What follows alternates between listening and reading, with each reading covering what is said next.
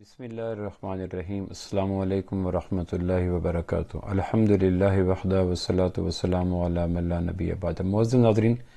واقعہ کربلا کے حوالے سے رافضیوں نے اور سبائیوں نے اتنی گرد و غبار بلند کی ہے، اتنی آندھیاں اور طوفان اٹھائے ہیں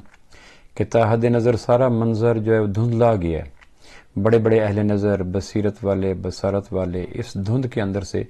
صحیح منظر تک ان کو نظر کچھ نہیں آتا، اور یہی صورتحال ہر ایک کے ساتھ ہوتی ہے۔ میں نے کہا تھا کہ واقعہ کربلا کو جتنا ہی آدمی گہرائی سے، گہرائی سے قدیم مواد میں پڑھتا چلا جاتا ہے تو کیفیت وہی ہوتی ہے جو میں کئی دفعہ عرض کر چکا ہوں کہ ہاتھ الجھے ہوئے ریشم میں پھنسا بیٹھے۔ اب بتاؤ کون سے دھاگے کو جدا کس سے کریں؟ تو میں نے گزشتہ نشستوں میں کچھ کوشش کی تھی کہ گرد و غبار بیٹھ جائے، منظرنامہ کلیئر ہو جائے، کچھ دور تک دیکھنے کی کیفیت پیدا ہو، تو ہم کربلا کے واقعہ کو صحیح منظر میں دیکھ سکیں۔ چونکہ اب اسلام صرف مسلمانوں تک نہیں رہا، اس کو یہودی، سکھ، عیسائی پڑھتے ہیں، اور واقعہ کربلا خلفائے راشدین کے بعد سب سے زیادہ مؤثر اور موقر اور واقعی اور زیادہ دہرائی جانے والا واقعہ۔ تو پھر وہ جب غیر پڑھتے ہیں، چونکہ اب نیٹ ہے، کتابیں ہیں، گفتگو ہے، میڈیا کے ذریعے ہر چیز پہنچ جاتی ہے، تو وہ جب اس کو عقل و نقل کے میزان پہ پرکھتے ہیں کہ یہ کیسے ہو گیا، یوں کیسے ہو گیا، نہ ان میں عقیدت ہے، نہ عقیدہ ہے، نہ مودت ہے، نہ محبت ہے، وہ ہر چیز کو دو اور دو چار کی طرح سائنٹیفک اصولوں پہ، میٹا فزکس کے قائل نہیں، وہ فزیکل چیزوں کو دیکھتے ہیں کہ یہ جو چیز دہرائی جا رہی ہے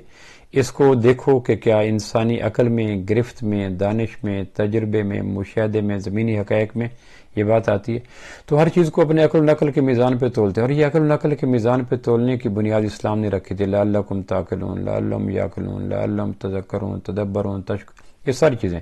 کہ تم عقل سے کام لو، شعور سے کام لو، دانش سے کام لو، حقیقی زمینی حقائق سے کام لو۔ چونکہ اسلام کے مدعوین میں غیر مسلم بھی ہیں تو وہ اتنے اعتراض اٹھاتے ہیں اور طرح طرح کی باتیں، تو ہمارے پاس عقیدت کے پروں میں سر دے لینے کے علاوہ کوئی چارہ کار نہیں ہوتا۔ تو میری کوشش یہ کر رہا تھا، اور یہ ایک انتہائی ادنی سی کوشش ہے، یوں سمجھیں کہ برستے بادلوں میں پہلا بارش کا قطرہ ہے، گنگور گھٹائیں چھائی ہوئی ہیں، بادل بھرے ہوئے ہیں، سفید بادل تیر رہے ہیں، آسمان ڈھک چکا ہے بادلوں سے، اور اس میں پہلا بارش کا قطرہ بننے کی کوشش کر رہا ہوں، اور پہلے بارش کے قطرے کو آسانی سے ڈائجسٹ نہیں کیا جاتا۔ میں نے گزشتہ 3 یا 4 نشستوں میں تدریجاً واقعہ کربلا کے تاریخی حقائق کو آپ کے سامنے رکھنے کی کوشش کی تھی، جس میں عقل بھی آ جائے، جذبات بھی آ جائیں، عقیدت بھی آ جائے، عقیدہ بھی آ جائے، شعور بھی آ جائے، میزان پہ بھی تل جائیں، غیر کے سامنے بھی سرخرو ہوں اور نادم نہ ہوں۔ سیدنا حسن رضی اللہ عنہ کی وفات کے بارے میں کچھ اشکالات، کچھ کانٹے، کچھ گیریں کھولی تھی گزشتہ نشست میں۔ سیدنا حسن رضی اللہ عنہ اور سیدنا امام معاویہ رضی اللہ عنہ میں جب دمشق کی جامع مسجد میں معاہدہ ہوا تھا، میں نے یہ کسی نشست میں عرض کیا تھا، اس میں جو شرائط طے ہوئی تھیں، جس کے شرائط کے بعد انتقال اقتدار ہو گیا تھا، یعنی اہل عراق نے اہل شام کی بیعت کر لی، یعنی کوفہ کا دارالحکومت جو سیدنا علی نے بنایا تھا،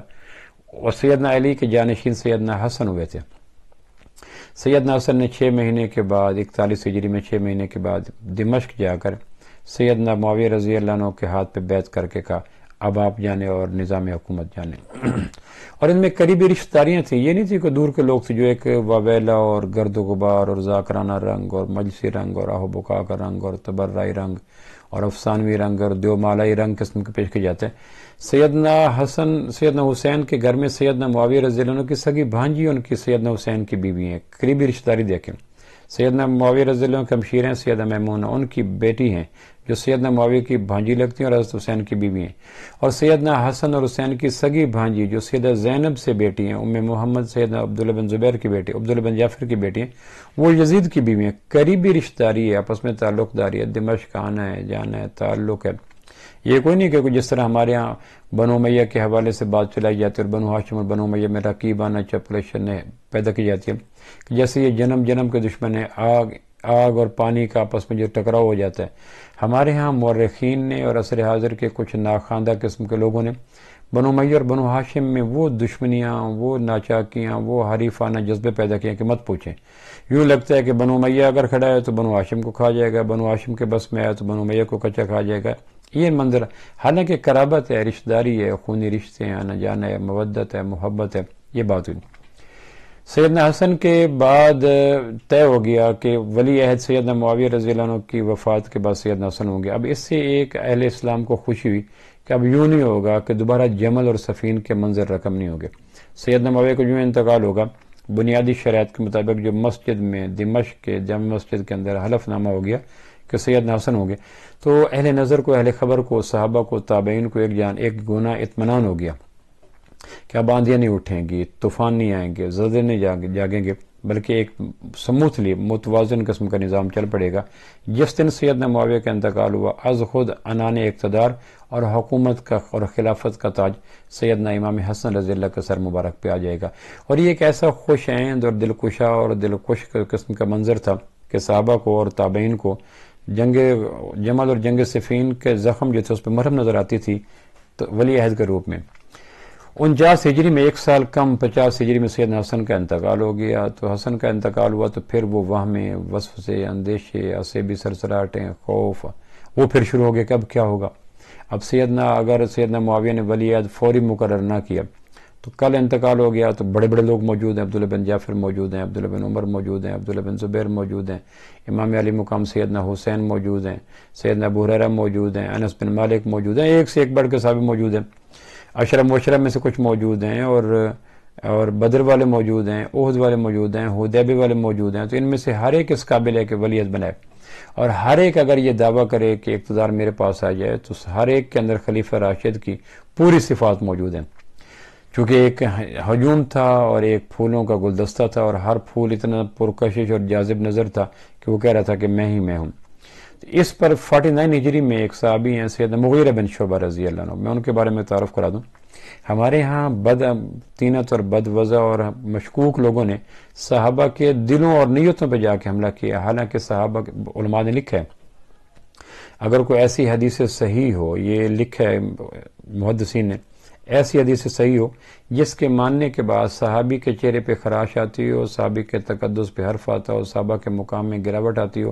اور صحابی کی ذات پہ تنقید آتی ہو، تو اس حدیث صحیح کی تعویل واجب ہے، کجا کے بے سروپا تاریخی روایت۔ تو کچھ کم نصیبوں نے دوزخ کا کاروبار کرتے ہوئے تاریخی روایت کو بنیاد بنا کر صحابہ کے عمل پر حرف نقطہ اعتراض کیا اور صحابہ کی نیتوں پہ جا پہنچے۔ مغیرہ بن شعبہ رضی اللہ عنہ صحابی ہیں، غزوہ خندق کے بعد 5 ہجری کو غزوہ خندق ہوا مدینہ منورہ میں، تو یہ مسلمان ہوئے تھے۔ پھر اس کے بعد اللہ کے محبوب کے اتنے قریب ہوئے کہ 6 ہجری کو صلح حدیبیہ ہوئی، تو اللہ کے محبوب کے پیچھے کھڑے ہو کر جنہوں نے باڈی گارڈ کا فریضہ سر انجام دیا وہ سیدنا مغیرہ بن شعبہ تھے۔ مشرکین مکہ کا قاصد جب آگے ہاتھ بڑھاتا، بات کرنے کے داڑھی کو ہاتھ لگاتے تو انہوں نے تلوار کے نوک سے کہا پیچھے ہاتھ کرو، یعنی اللہ کے محبوب کے اتنے قرب میں آگے۔ پھر سیدنا حضور علیہ السلام کا جب وصال ہوا تو تمام سیرت نگاروں نے لکھا ہے کہ سب سے آخر پر جب آپ علیہ السلام کا جسم مبارک قبر میں رکھ دیا گیا اور مٹی ہموار ہونے کا وقت آیا تو انہوں نے کہا میری انگوٹھی گر گئی، اور یہ کہہ کہ قبر میں دوبارہ اترے، پاؤں مبارک کو بوسہ دیا، پیشانی مبارک سے کفن مبارک ہٹایا، پیشانی مبارک کو بوسہ دیا، سب سے، اور کہا کرتے تھے سب سے آخر پہ قدم بوسی کی اور پیشانی بوسی کی سعادت مجھے ملی۔ یہ مغیرہ بن شعبہ ذہین ترین آدمی تھے اور سیاسی ذوق تھا اور حکمرانی کو اسلوب سے آگاہ تھے، دور تک دیکھنے والے تھے، دور رس تھے، بصیرت تھی، بصارت تھی، حکومت کی گتھیوں کو سلجھانے کا فن جانتے تھے، اسلام کے نظم اجتماعی اور اسلامی ریاستی امور پر ان کی گہری نظر تھی۔ پھر سیدنا فاروق اعظم رضی اللہ کے زمانے میں جب کوفہ آباد ہوا تو سیدنا فاروق اعظم کے دور رس نگاہ نے دیکھا کہ کوفہ، وہاں طرح طرح کے لوگ ہیں، بغاوتیں ہیں، سرکشی ہیں، جم کے بیٹھتے نہیں، ٹکراؤ کی کیفیت رہتی ہے۔ انہوں نے کہا کوئی ایسا حکمران بھیجا جائے جو کوفہ والوں کو آہنی لگام سے نپٹے اور ان کی شرارتی مزاج اور ان کے بد مزاجی کو لگام دے۔ تو ان کی نظر صحابہ میں سے فاروق اعظم جیسے انسان کی نظر مغیرہ بن شعبہ پہ جا پڑی۔ پھر جب جنگ قادسیہ ہوئی اور ایران آخری طور پر شکست کھا رہا تھا اور ایران کا ٹائٹینک ڈوب رہا تھا اور ایران اپنے بنائے ہوئے نظام میں غرق ہو رہا تھا، تو آخری ملاقاتوں میں قادسیہ کے جنگ میں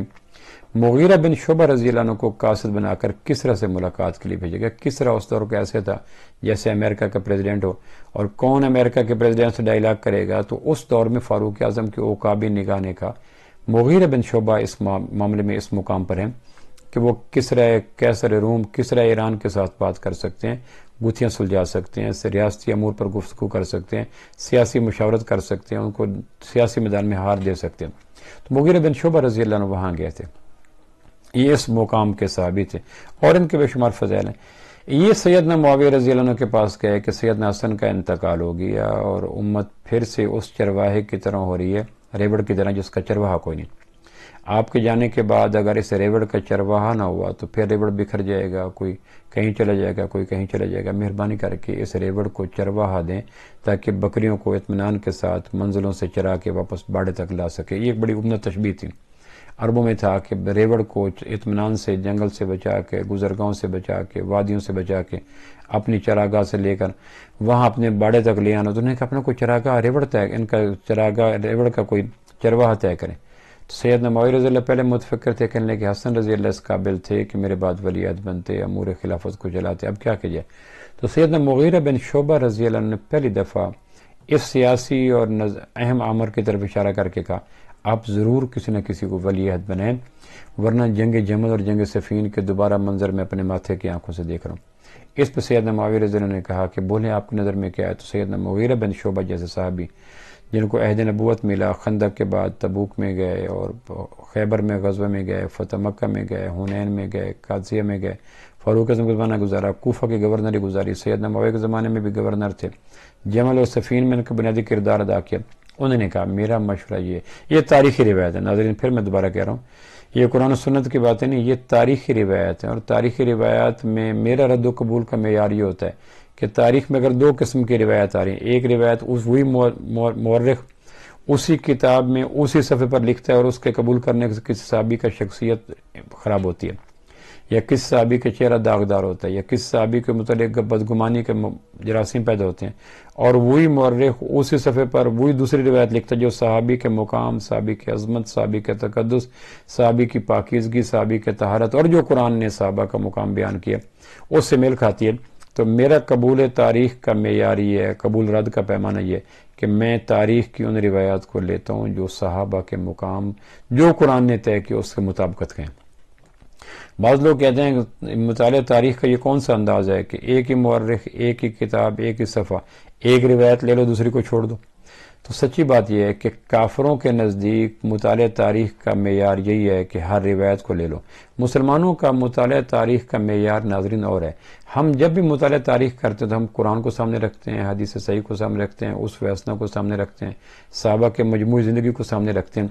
پھر تاریخ کو ایک نوکرانی کی طرح، ایک کنیز کی طرح، ایک ملازمہ کی طرح، ایک زرخرید غلام کی طرح کھڑا کرتے ہیں۔ اگر تاریخی روایت صحابہ کے مقام سے جو قرآن نے طے کیا میل کھا جائیں تو ہم لے لیتے ہیں، اور اگر وہی مورخ ہو، وہی صفحہ ہو، وہی تالیف ہو اور وہ روایت صحابہ کا وہ مقام جو قرآن نے اجاگر کیا، حدیث نے پیش کیا، صحابہ کا اسوہ سے ملتا ہے، اس سے ٹکرا جائے تو مورخ کتنا بالا نظر ہو، کتاب کتنی عمدہ ہو، صحت کتنی اچھی ہو، صفحات کتنے اچھے ہو،